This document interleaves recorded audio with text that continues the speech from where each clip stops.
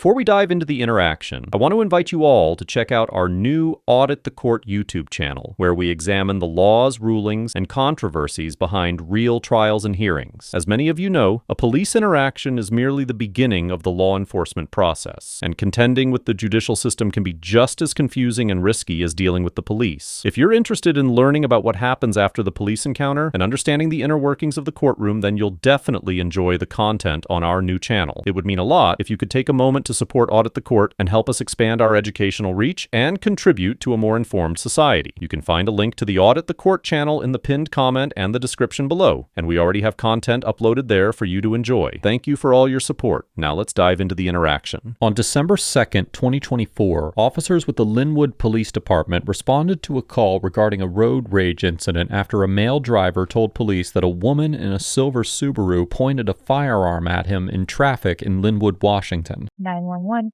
what is the address of your emergency? Hello, currently driving right now. I'm going southwest on 196th Street here in Linwood. I just got off the highway heading to work right now, and this lady almost pushed me off the road, and I kind of just pulled up next to her at the light, didn't do nothing, and she flashed a pistol out at me. Okay, and which direction are you guys heading on 196? We're heading southwest. Officers pulled over off-duty Edmonds police officer Melinda Lean, who was driving a vehicle matching the description given by the caller. The interaction that followed was captured on officer body camera. I got no driver with your left hand, open up the door. I can see through. Outside. Do it now. Keep your hands up and step out of the vehicle. Do it now. Okay. Go ahead, turn around and face away from me. With your left hand, pick up the back of your shirt. Go ahead and spin around 360 for me. Okay. So with your hands up, slowly walk backwards towards the sound of my voice.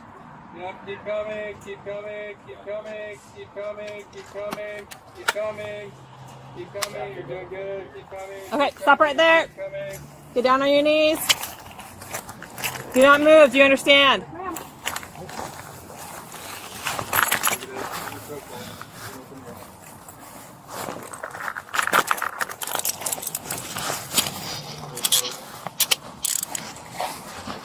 All right, I'm going to put you down real quick. You got it.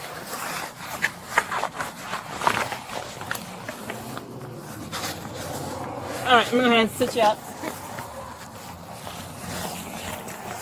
Okay, I'm going to bring it back up here. Let's have you put the feet back here, please.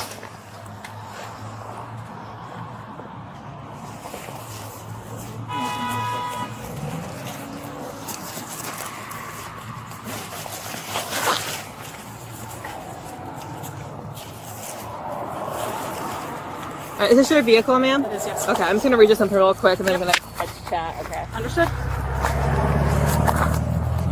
All right, so you have the right to remain silent. Anything you say can be used against you in a court of law. You have the right at this time to talk to a lawyer and have him present with you while you're being questioned. If you can afford to hire a lawyer, one will be appointed to represent you before questioning if you wish. You can decide at any time to exercise these rights and answer any question or make any statements. Do you understand your rights, ma'am? Yes, ma'am. Okay. What's going on today? Sounds like there were some issues back there at the traffic light. Yep. Okay, what's going on? So, driving southbound on I-5. Okay. I went to go merge to get off of 196. Had my turn signal on forever. That dude kept trying to get closer and closer. Didn't want to let me in. I was about to miss the exit on 196. I squeezed in between him and the other vehicle, put up my hand, continued driving off of the exit. He started road raging at me, got up on my bumper, flashed his lights at me the entire time. We were coming off of the exit at 196. Got up to as we were coming up to the next stoplight, he swerved over into the left lane really quickly off of my driver's side, got up next to me, and then when he got towards the front of my car, he jerked his wheel, trying to act like he was, juke me, like he was going to come get into my lane. I slammed on my brakes. He did it again, and then when we ended up next to each other at the stoplight, he put up his hands in a finger gun motion at me. I picked up mine, My pistol is in the glove compartment now. Picked up my pistol and showed it to him as well. Okay. And then put it back down. He waved at me, and then that was it. Is it? So where is it now? It's in the glove compartment. Okay. Okay. All right. So there's a pistol and a.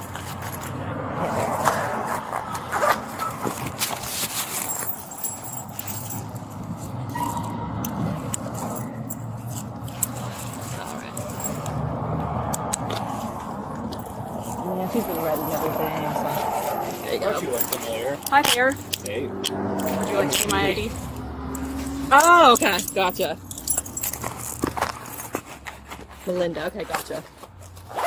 After Officer Lean explains that her gun is in the glove compartment of her vehicle, she is released from handcuffs. As the Ninth Circuit Court of Appeals, which has jurisdiction over Washington State, explained in the 1996 case of Washington versus Lambert, officers have the authority to employ so-called especially intrusive means of effecting a vehicle stop, including the use of handcuffs and drawing weapons in so-called special circumstances, such as when the police have information that the suspect is currently armed, or when the stop closely follows a violent crime. Here, the other driver had alleged that Officer Lean was armed, and that she had potentially committed a violent crime by pointing her firearm at him. However, once the officers determined that Officer Lean was not currently armed, and that her weapon was too far away for her to be able to grab it if she was unhandcuffed, a court could conclude that the justification for keeping her in handcuffs had dissipated, as the perceived threat posed by Officer Lean had significantly diminished, particularly in light of her cooperation. Accordingly, the officers ensured compliance with the Fourth Amendment by releasing Officer Lean from handcuffs at this point in the encounter.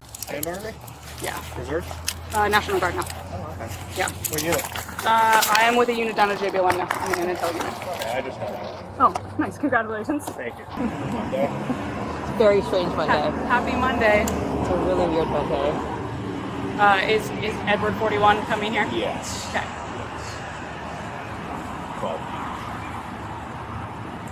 I'll figure it out. How long have you been with Linwood? I think 2.5 years. It'll be 3 years in March. Okay. Yeah. You liking it so far? Yeah, I do. Good. Good. Did you turn your Opticom off? Turn your Opticom off yet? That's not why we need you to come back.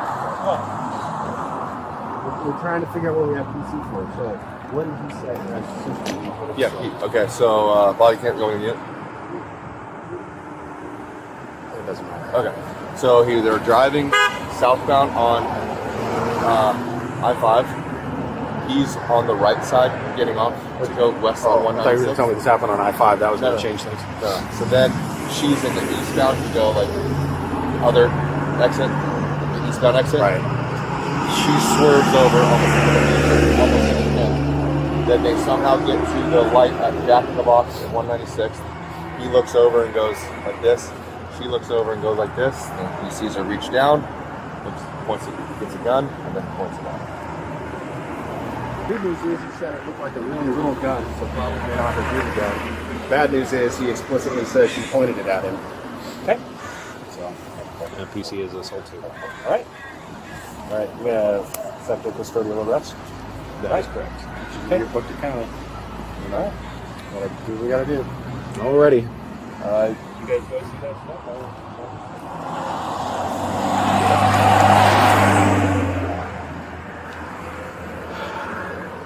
All right, so Melinda, we've done our thing. We've looked at the whole totality of the circumstances, the whole bit. At this point, the PC's assault too. For what? For pointing the firearm. I didn't point it at him. He's saying I he did not. I did not point it at him. It's kind of the line that we have here is, well, you know as well as I do. Weapons apparently capable of producing bodily harm, brandishing, I do. or assault too. The officer states that there is probable cause to arrest Officer Lean for assault in the second degree because the other driver claimed she pointed the gun at him. Under Section 9A.36.021 of the Revised Code of Washington, an individual is guilty of assault in the second degree, which is a felony offense, if he or she, quote-unquote, assaults another with a deadly weapon. As the Supreme Court of Washington explained in the 2024 or case of matter of arson, Washington law recognizes two different types of assault: an attempt to cause bodily injury through unlawful force, and an attempt to cause fear and apprehension of bodily injury. Under the second definition, an individual can be convicted of assault if they act with an intention to cause another individual to fear that they will be injured. As a firearm is a deadly weapon, and Washington courts have often recognized that pointing a gun is sufficient to show this intent to cause fear, it is likely that a court would agree that the other driver's allegations were sufficient to provide the Linwood officers with probable cause to arrest Officer Lean. Now, it is important to note that even though Officer Lean told a different version of events than the other driver, the Supreme Court held in the 2018 case of District of Columbia versus Westby that officers are not required to believe a suspect's innocent explanation when determining whether probable cause exists, as probable cause does not demand certainty, and officers may reasonably rely on common sense and context, even when suspects offer potentially exculpatory accounts. Sergeant Bear, I'm in the lane. He comes up, he swoops his car towards me. He swoops his car towards me again, which we all know that vehicles can be used as deadly weapons. 100%. Okay? He gets up beside me. I finally look over at him. He points finger guns at me. He points at me. I picked mine up with my left hand. I'm right-handed, picked it up. It's in its holster. I just held it up in its holster, not even in any sort of configuration. I did not point it at him, just, and then put it back down. And then he continued, like, making hand motions at me. The light turned green, traffic started going. He's still, so I pulled into the other lane and I turned north to get away from him. I never pointed it at him. I never held it in a configuration that it could be pointed at him in any way whatsoever. Okay. He road raged me the whole way off. Like, as soon as we hit the exit, I'm backing away from the car in front of me to give them more space. He's on my bumper, flashing his lights at me, road raging me the whole time, coming up on my bumper. I'm using my turn signals. I get over into this center left lane. He swerves around onto the left side of me. He road rages me all the way up the road. He swoops his car in towards me multiple times. I don't react to any of that other than to make sure that I hit my brakes so that he's not behind me anymore. I'm not brake checking him, but I hit my brakes to make sure that he didn't hit the front end of my car. And then, like, I was on the phone with my mom. Like, I was talking to my mom. He gets up next to me. He points at me like he's going to shoot me. I just held it up. I didn't point at him. I didn't threaten him with it. Again, it's in its holster in the exact configuration that it's in right now. Like, I never pointed it at him. I didn't act aggressively with it in any way. Like, he made the threatening motion towards me. I did not make the threatening motion towards him. Okay. It was all a reaction to his road rage towards my vehicle. Like, I wouldn't do that. Officer Lean claims that she displayed her pistol and did not point it at the other driver. She also alleges that she did this in response to aggressive tailgating, and that the other driver allegedly made a so-called finger gun hand gesture at her when they were stopped beside each other in traffic. However, the other driver alleged that he only looked at Officer Lean in confusion and raised his hands in a shrugging motion, and that Officer Lean responded by mirroring his gesture, grabbing a firearm, and pointing it at him. The arson case that we discussed earlier in this episode clarified that it is not necessary that a suspect point a gun in order to be convicted of assault, as the intent to cause fear in the other person can be inferred from the totality of the circumstances, including a menacing display of a firearm. However, if Officer Lean merely displayed the firearm and did not point it, it is more likely that her actions would align with the misdemeanor offense of unlawful display of a firearm, as defined in Section 9.41.270 of the Washington Revised Code, which comprises exhibiting or displaying a firearm with an intent intent to intimidate another, or in a way that warrants alarm for the safety of other persons. Even still, if Officer Lean's side of the story was true, she could potentially have a defense to any criminal charges under Section 9A.16.020 of the Washington Revised Code, which makes it lawful for a citizen threatened to use force in order to prevent an injury to themselves or stop a malicious interference with property. Well, given Officer Lean's allegations regarding the other driver's aggressive driving towards her vehicle and the implied threat via the finger gun motion, it is possible that a judge or jury that believed Officer Lean's version of events could determine that displaying or potentially even pointing the firearm was a proportionate response. Although there would be a strong argument that the threat of force was not justified, particularly if the court determined that she did in fact point the weapon rather than simply display it. All right. Well, with that information, let me talk to my commander. Please. I'll have a chat with him. I understand. I know brandishing. Yep, absolutely. I fucked up. I should have just kept it right in the door, not even messed with it. But he indicated at me in a threatening motion with the finger guns. That's the only reason I did it. It wasn't unprovoked. I didn't just grab it and point it at him. I didn't flash a gun at him just for the sake of flashing a gun at him. He pointed finger guns at me after he made multiple attempts towards my car, like juking towards my car, trying to make me swerve. I was not road raging at all. Like, I wouldn't do that. I sure as hell wouldn't point a gun at somebody. Like, we all know better. Yeah. Like, I would absolutely never do that. All right. I've heard everything you've had to say. My hands are tied. All right. Sorry I got to do this. Okay? You throw them back for me? Yeah. Please? Yes. Yeah. Thank you. We won't forget those. Any shoulder issues or any reason why you might need 2 cuffs?